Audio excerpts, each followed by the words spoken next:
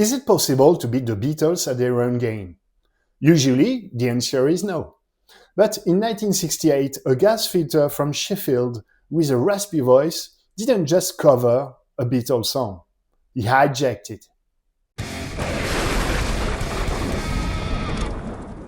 Hi, I'm Tony and welcome to Put the Rock On. I'll be honest with you, the first time I saw this, it scares me. I was not watching a singer. I was watching a man being physically possessed by a frequency.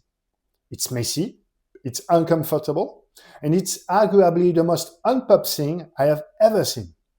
But that's why it hits me so hard. In a world of polished, manufactured perfection, Cooker's performance feels like a punch to the gut. And it reminds me that music is not just about hitting the right notes. It's about how much of your soul you're willing to leave on that stage. Before we play this, I want you to listen for the stumble. The Beatles play it in a straight bouncy 4/4 time. But listen to the Hammond organ intro. Cooker shifts the entire DNA of the song into a heavy waltz. It creates this agonizing tension, like a heart that's beating too slow. Pay attention to how the song feels like it's struggling to move forward, mirroring Joe's own physical struggle. Let's go.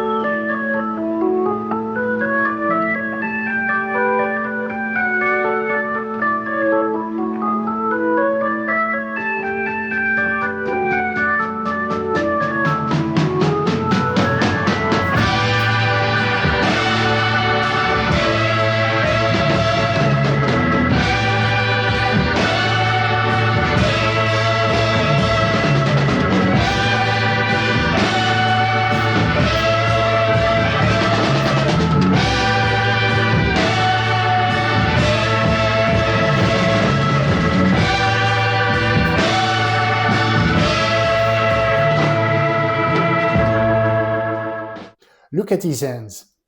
He's playing a guitar that isn't there. This is not a stage move. This is a neurological response to the rhythm. While the Beatles version was about getting by with a smile, Cooker is physically fighting the air just to get the words out. And that is the difference between a conversation and a confession.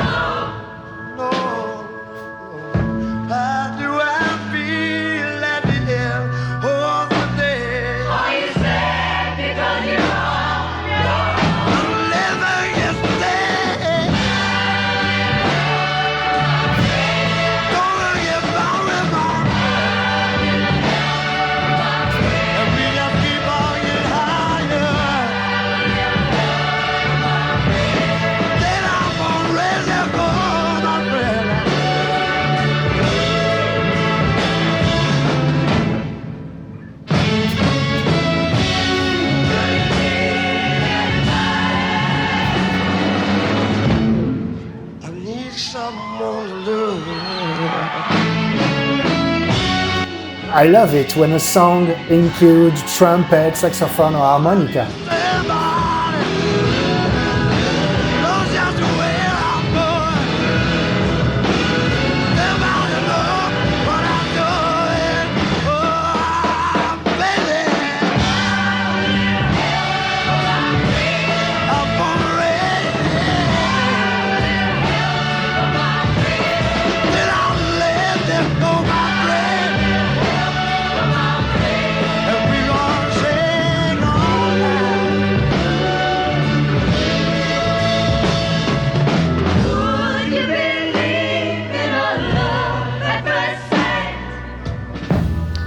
Such thing happens all the time.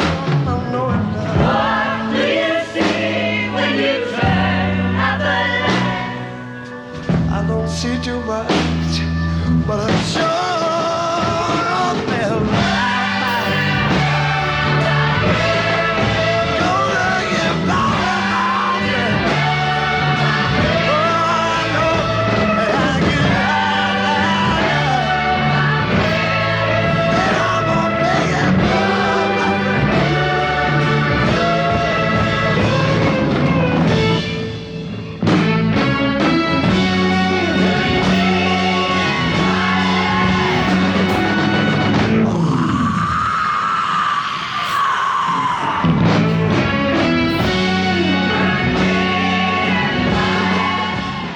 This scream, this is the moment Joe Cocker transcends the song. He is not asking for help anymore. He's demanding it from the universe. This note should not even exist in a pop song.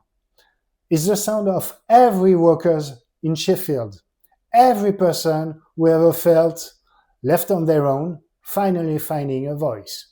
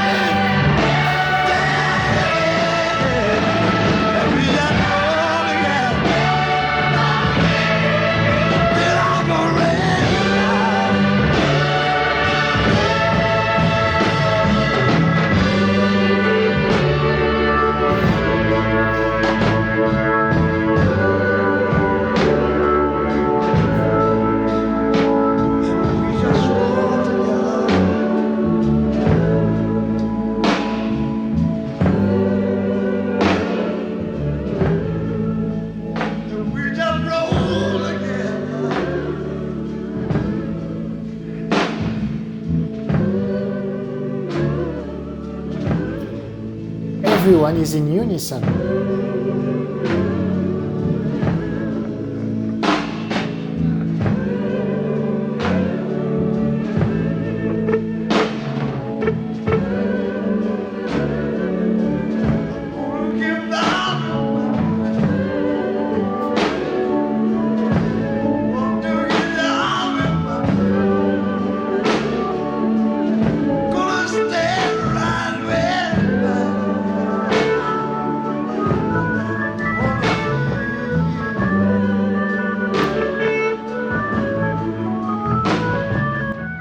Listen to the organ swell here.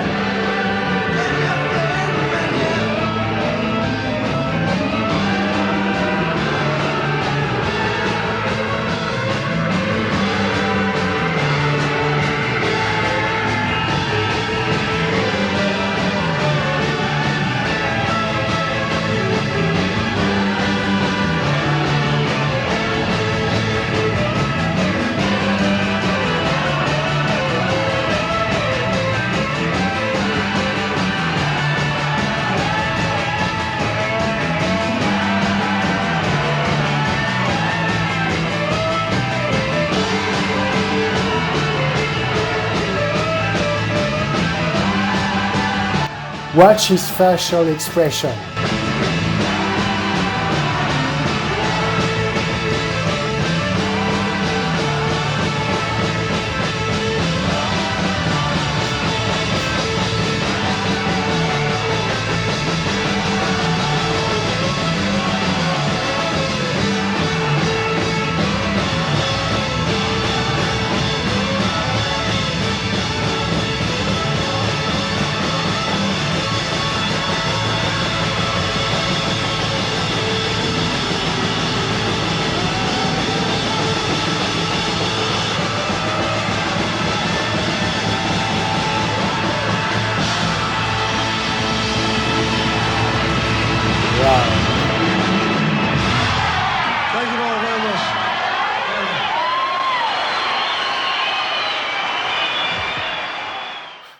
So why does your brain tell you this version is much better, or at least more profound, than the original? It comes down to the architecture of the song. Think of it this way. The Beatles version is an horizontal song. It moves forward with a steady, happy, linear pace. It's a stroll in a park. But Joe Cocker, he made the song vertical by changing the time signature from a bouncy 4/4 to a heavy swinging 6/8. He adds a massive downbeat that grounds the song in a earth. It stops moving forward and starts digging down. This vertical shift is exactly what allowed Joe to channel the Sheffield soul and the ghost of Ray Charles. You see, in a straight pump song, you have to stay on the beat. But in this gospel space, Joe can use Ray Charles' legendary phrasing, staying behind the beat, pulling and pushing the melody like it's made of elastic. He also swaps the Beatles' simple pentatonic scale for something much more chromatic and blues-based. He's adding grit where was once sugar. Your ears crave that friction because, let's be honest, life is not just a sunny 4/4 walk in London. It's a heavy 6/8 struggle. By adopting Ray's preacher style's vocal, Joe is not just covering a pop song, he's baptizing it in a blues. He took a melody meant for a sing-along and gave it the weight of a confession. This is where the vulnerability becomes legendary. Joe Cocker didn't look like a rock star. He was a regular guy who worked on gas lines in England. He was the underdog. When he sings, "Would you stand up and work out on me?" he's not being poetic. He's genuinely asking. That level of transparency is why this version has more emotional gravity than the Beatles' playful original. The final revelation is this. Joe Cocker's version was so powerful that it changed the way the Beatles saw their own songs. Paul McCartney was deeply impressed, and the band trusted Cocker with material they hadn't even released yet. They understood something crucial. He could pull a darker, heavier trust out of their music, one that lived beneath the melody. Cocker didn't just cover their songs, he exposed their hidden weight. And once you hear that, the original doesn't disappear. It simply becomes the echo. That's all for me. Thank you so much for watching. Please don't forget to like and subscribe for more Pod the Rock content and let me know your thoughts in the comments below. In your opinion, which other artist took a legendary song and actually made it theirs? Au revoir.